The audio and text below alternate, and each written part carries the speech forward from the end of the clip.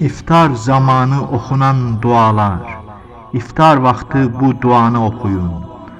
Allahümme leke sumtu ve ela rizkike eftertu ve aleyke tebekkeltu. Həzrəti Əlidən nəql edilir ki, iftar edərkən bu duanı oxuyurdu. Bismillahi Allahümme leke sumna ve ela rizkike efterna fetekkebbel minna inneke entes semiul alim.